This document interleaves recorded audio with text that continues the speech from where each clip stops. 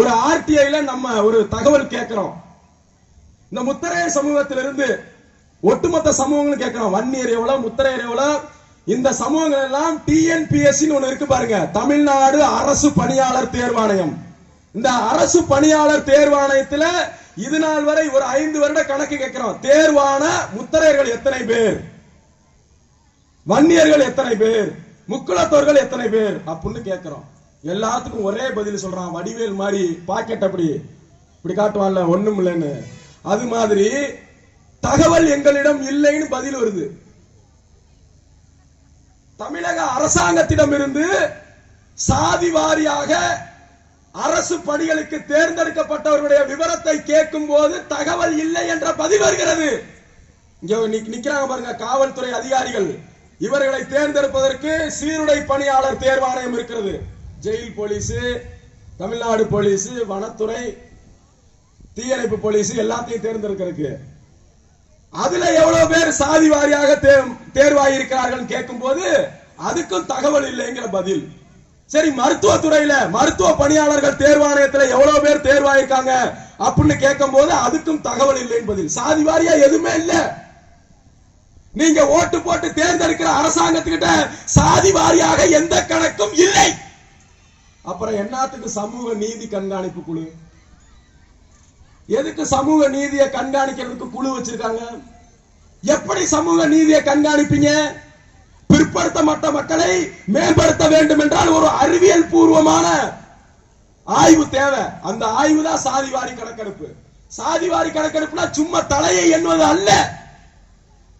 இந்த ஊருக்கு போறோமா, முத்தரைய சமுதாயம் வாழுதா, அவங்களுக்கு சொந்தமா நிலம் இருக்கிறதா, அவர்கள் சொந்த வீடா வாடகை வீடா, வீட்டுல பாத்ரூம் வசதி கழிப்பறை வசதி முதற்கொண்டு இருக்கிறதா, எந்த நிலைமையில வாழ்றாங்க, அவங்களுடைய வாழ்வியலை சர்வே பண்றது, ஆய்வு செய்வது, அதுதான் அந்த தான் கேட்கிறோம் நாங்க சாதி வாரி கணக்கெடுப்புன்னு.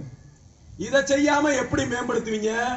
சொன்னனே, எல்லாரும் 11 MP, 18 MP, 80 MP, 90 MP, 110 MP. இந்த நோட்டீஸ பாத்தீங்கன்னா தெரியும். ஒவ்வொரு சாதியும், நான் சாதியை சொன்னா வேற வழக்கு போடுறாங்க, சண்டைக்கு வந்துடுறாங்க. சாதி பேர் இருந்துச்சுன்னா அந்த சாதி பேரை சொல்லதான் செய்யணும். இப்ப வளையன்னா நான் வாழும் வேலும் வேலும் வளரியும் ஏந்தின நான் வளையண்டா அப்படின்னு பெருமையா சொல்லலாம். சில பேர்த்த சொன்னாவே கேவலமா இருக்கு. அதனால அவன் போய் கம்ப்ளைண்ட் கொடுக்குறான். அதனால நான் சொல்லல.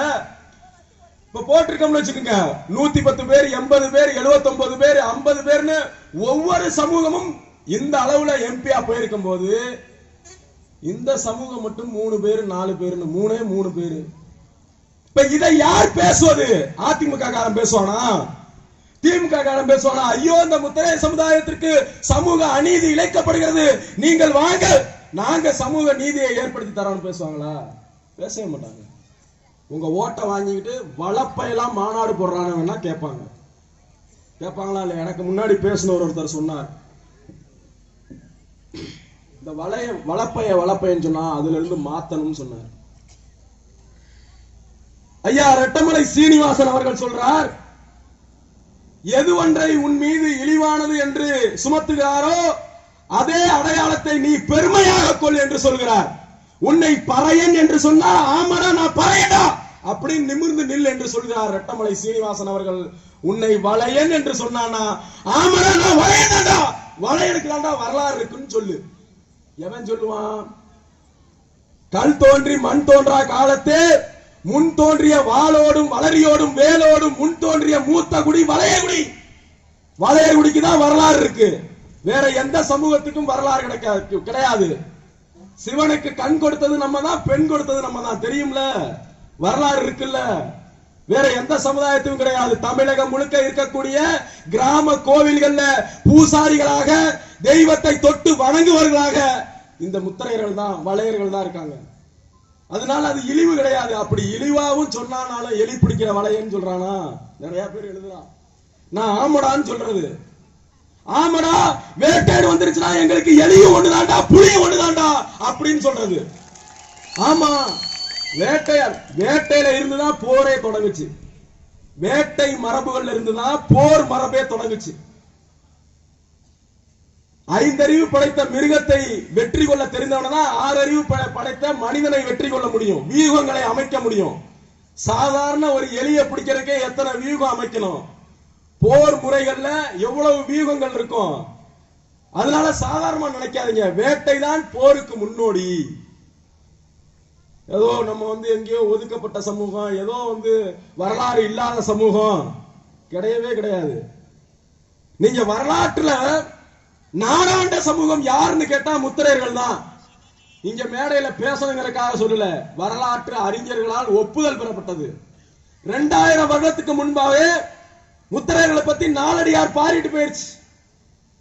இந்த முத்திரையர்கள் தன்மானம் மிக்கவர்கள் அப்படின்னு சொல்லிட்டு போயிருச்சு நாலடியார்.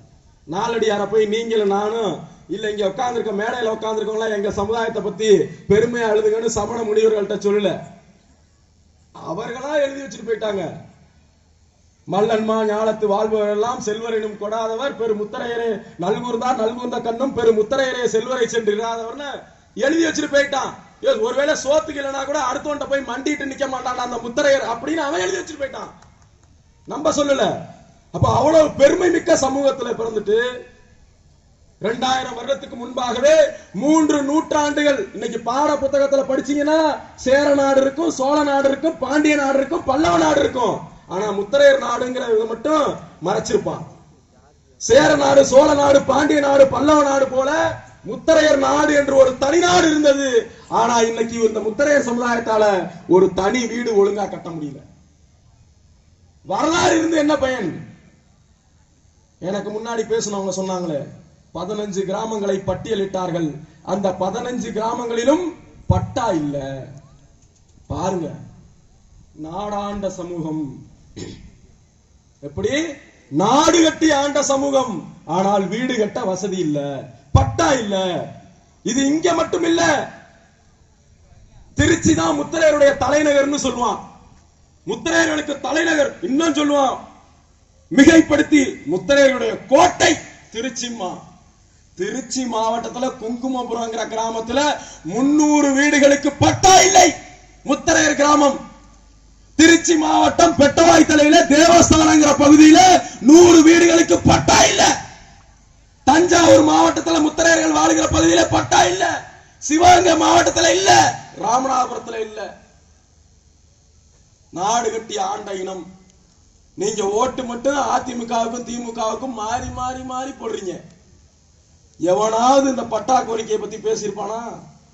காலம் பூரா நீங்க பட்டா இல்லாம இருந்தா மட்டும்தான் அதிமுகவுக்கு வாக்களிப்பீர்கள். காலம் பூரா நீங்க பட்டா இல்லாம இருந்தா மட்டும்தான் திமுகவுக்கு வாக்களிப்பீர்கள்.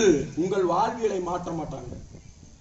வெறும் அரசியலை மட்டும் பேசுவதற்கு நாங்க இங்க வரல, உங்கள் வாழ்வியல் மாற்றத்தை பேசுவதற்கு நாங்க வந்திருக்கிறோம். அரசியலை பேசணும்னா இங்க மேடையில் நின்று அப்படியே கும்பிட்டுட்டு அதிமுக அதை செய்து திமுக இதை செய்து அதனால நாங்க ஒரு கட்சி வச்சிருக்கோம், தேர்தல் நேரத்தில் இப்ப இல்ல நாங்க ஒரு கட்சி வச்சிருக்கோம், வேட்பாளர் நிப்பாட்டுவோம், ஓட்டு போடுங்கன்னு போயிடலாம். வாழ்வியல் அவலங்களை பேச வந்திருக்கிறோம். தேர்தல் நேரத்தில் வருவான், தேர்தல் நேரத்தில் இதை சீர்குலைப்பதற்கு அங்கதான் அரசியல் தெளிவு உங்களுக்கு தேவை. முத்திரையர்கள் எல்லாம் ஒரே தலைமையின் கீழ் திரண்டு விட்டார்கள். முத்திரையர்கள் எல்லாம் தமிழர் தேசம் என்ற அரசியல் அமைப்பின் பின்னால் இருக்கிறார்கள். இதை சிதைத்து உடைக்க வேண்டும், அழிக்க வேண்டும், பிரித்தாள வேண்டும் என்று வருவார்கள். எப்படி அண்ணன் லாரன்ஸ் காமெடியில சொல்ற மாதிரி மஞ்ச துண்டை போட்டுக்கிட்டு சில்லு சில்லுன்னு வருவான். நானும் முத்திரையர் சங்க தலைவர் தான். தேர்தலுக்கு முன்னாடி அவனை எங்கேயுமே நீங்க பார்த்திருக்க முடியாது. தேர்தல் நேரத்தில் மட்டும்தான் வருவான். இவங்கெல்லாம் மஞ்சள் துண்டு போடுறதுனால நம்ம கூட மஞ்சள் துண்டு போடுறது கொஞ்சம் கூச்சமா இருக்கு. எல்லா பயிலும் மஞ்சள் துண்டை போடுறான். தேர்தல் நேரத்தில் வந்து முத்திரையர் ஓட்டு முத்திரையர் கேம்மா. அவடா அயோக்கிய பயிலுகளா, இந்த செட்டிப்பனையில பிரச்சனை நடந்துச்சடா, ராமநாதபுரம் மாவட்டம் தாண்டா. செட்டிப்பனையில பிரச்சனை நடக்கும் போது எந்த மூலையில இருந்த? ராமேஸ்வரத்துல நம்முடைய பெண்ணை கற்பழித்து எரித்து படுகொலை செய்தார்களே, அப்ப எந்த மூலையிலடா இருந்த? தர்காவலசை நாகராஜ் பணியன் பேரரசர் பெருமிடுகு முத்திரையர் படம் பொறித்த பணியனை அணிந்தார் என்பதற்காக கழுத்தை அறுத்து படுகொலை செய்தார்களே, அப்ப எந்த மூலையிலடா இருந்த? அயோக்கிய பயல, கேட்கணும்ல, கேள்வி கேட்கணும். இந்த அரசியல் புரிதல்ங்கிறது என்ன தெரியுமா? அரசியல் தெளிவுள்ளவர்கள் முத்தரையர் ஓட்டு முத்தரையருக்கே என்பது அரசியல் தெளிவு கிடையாது. முத்தரையர் ஓட்டு வீர முத்தரையருக்கு, முத்தரையர் ஓட்டு தமிழர் தேசம் கட்சியினருக்கேங்கிறது தான் அரசியல் தெளிவு. ஏன்னா இந்த முத்தரையர் ஓட்டு முத்தரையருக்கேன்னு சொல்றவன் பூரா உங்களுக்கான பிரச்சனை வரும்போது களத்துல நிக்க மாட்டான்.